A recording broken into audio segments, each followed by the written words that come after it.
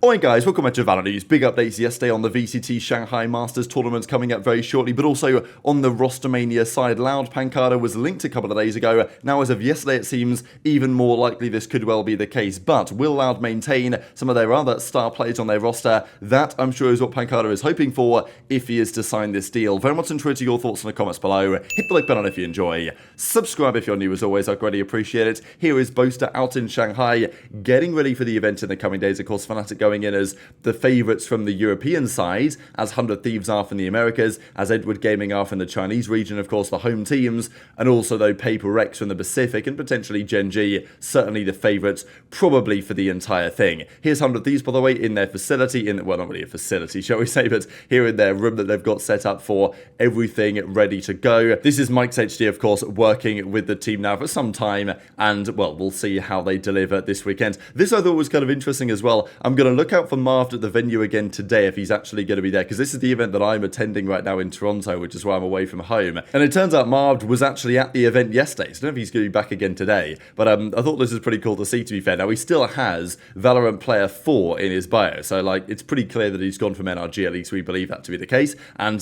yeah, so he's turning up to the COD event to say hello and pop his nose in. It's a fantastic event here, by the way, so I don't blame Marved at all for coming and saying hello. If I run into him today, then I'll say hello as well and try and get some intel, I suppose, on what's going on with NRG if he's actually here again. But yeah, I thought this was pretty cool. I didn't bump into him yesterday, but we'll see how NRG get on, of course, with the roster changes they are most certainly rumoured to be making. Updates, though, on Masters Shanghai. They are changing the timing of the Thursday games onto the Friday based on Team Heretics having travel delays. Now, it's, well, unfortunate that this is the case, but are we surprised that there's some sort of drama involving Team Heretics? These guys simply cannot stop having problems right now. Of course, Miniboo is not going to be attending the event. He's taking this event off for, just some time to de-stress. And, we obviously talked about those reasons the other day and why it's understandable, but also for Heretics, it's somewhat unfortunate. Now, pANcada is a great player. He's played with these guys before.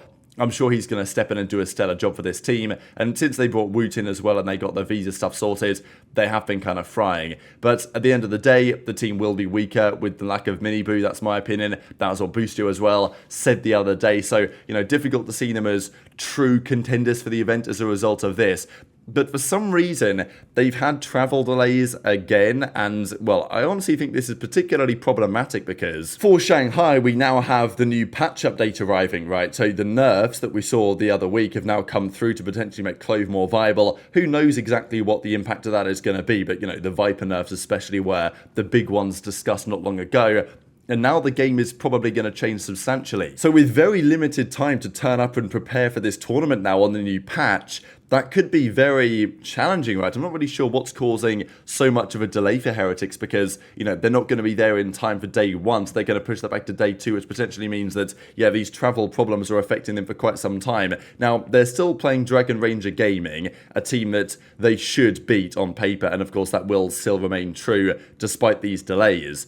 But it does give Dragon Ranger Gaming a bit of a chance, to be fair. Like, I'd be buzzing if I was them knowing that Heretics are going through it. Maybe I'd have preferred if the game was still Monday, so maybe we get a forfeit victory, or not Monday, but you know what I mean, the day one of the tournament. So we get a clean forfeit victory, but yeah, they're moving this thing around. That means that FPX versus FreeSports are going to be played on day one anyway, and that's how this looks. So day one on the Thursday is now going to be G2 versus T1 as it was before, but with FPX and FreeSports, with Heretics versus DRG changed to the second game on the Friday. We also last night though had big results going down on the North American Challengers side because M80 versus Turtle Troop happened in the semi-finals yesterday of the North American Stage 1 Challengers League, and Turtle Troop took down the victory. This is a pretty big deal, honestly, for the way this season is going to go, because we know that these mid-season cups are a pretty good marker post for how the teams are performing around the world. And Turtle Troop, they get the win. B-Dog and Stella with especially good series. Nismo had a surprisingly rough one for his usual standards, and they go down 13-8 and then 13-10 on the breeze. So a clean 2-0 in the end for Turtle Troop.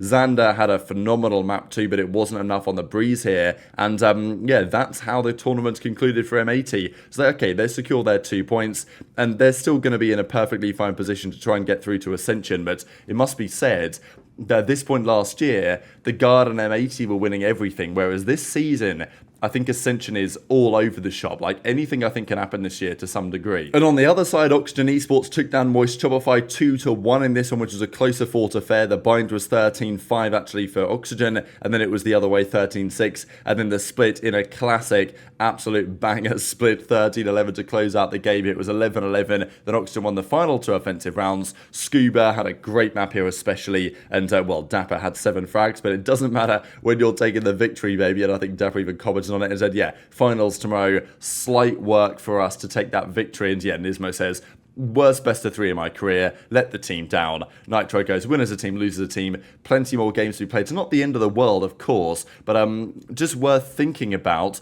what's going to happen here in the Ascension from now to the end of the season, because Oxygen versus Turtle Troop in the grand finals of the mid-season cup, those are 2 competitive teams. M80, I mean, they 2-1's TSM. Like, that wasn't absolutely dominant either. So, very difficult to predict what happens here in the Americas Ascension going forwards. Who is going to be favoured when Ascension actually comes around? Obviously, there's going to be the competition from Brazil as well in the other regions, as there was last year from the Union, of course. But it's got to be said that M80, despite going into this season as the favourites, are certainly not looking absolutely guaranteed on that one. And also, I guess there's questions in terms of if a team was to qualify through. Again, will we get a guard version 2 when a team qualifies and, you know, as the guest slot, and then doesn't get accepted for whatever reason because their organisation wants to sell them, or what happens if they're 5 players that are free agents with no team? There are questions that I'm sure Wright will have had to think more so about after what happened last time around. But a couple of things on Rostermania.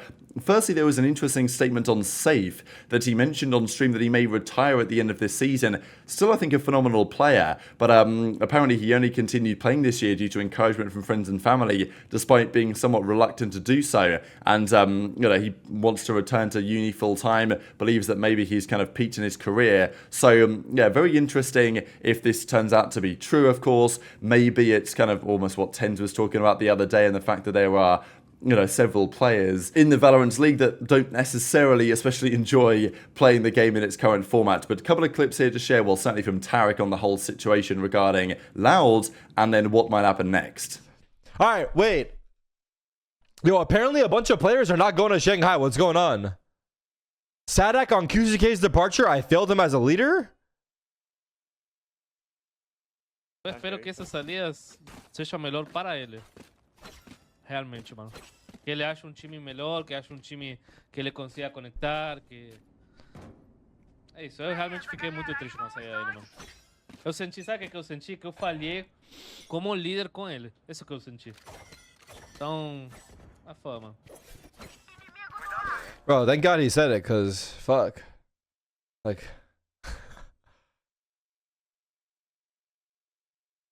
He feels there's no future for him in esports and he's reached his peak. If he does end up retiring, he'll go back to university full time. Seems like his motivation is running few after a few unsuccessful seasons. Safe.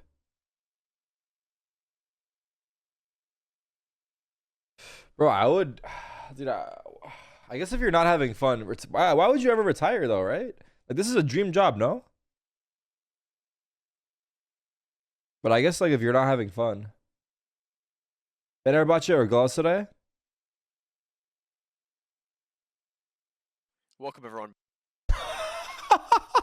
So rumours emerged a couple of days ago now that pANcada has been approached by Loud. We know that for some time now, Sentinels have allowed him to explore options, go and do his own thing if he so desires, and that is apparently now just around the corner, right? So pANcada out of Sentinels seems to be becoming official. The question is, where does he go? The belief is that MIBR, Furia, and Loud were all in contact, and Furia are forming a very talented team, and pANcada was apparently very close to joining that roster. He didn't, however, because potentially a better option was available. But the question for me was, if Loud were going to be releasing and getting rid of some of their most talented players, then does it make sense for pANcada to actually join there, or should he go to Furia instead? But apparently, it is now likely they will keep the players they need to. So, of course, Toys and Karens, and they're not going anywhere. But the question really was over Salak and Les. Is Les going to be gone?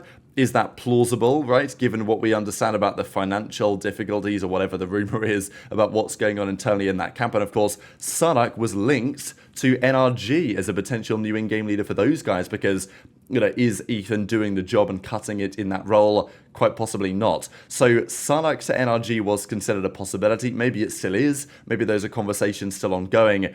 But if I'm pANcada, I want to be sure that Sadak is going to still be there and that Les is still going to be there, because if they both were to leave, then I'm just joining a team as a new star player in an absolute rebuild process, and it's not guaranteed to be any better this roster than Furio, I wouldn't say, if Sadak and Les were to go. If they stay, then I think it makes sense. So that's kind of the update here on the pANcada stuff, and look, if this is true that those guys are going to stay around, then it probably makes it more likely that pANcada joining this roster does make a fair bit of sense. But very much interested in your thoughts in the comments below. Just to quickly mention on the map pool here, because we have been talking about some changes here for some time. Personally, I would be down for the return of Fracture. Might be an unpopular opinion, but I actually think that map's pretty good.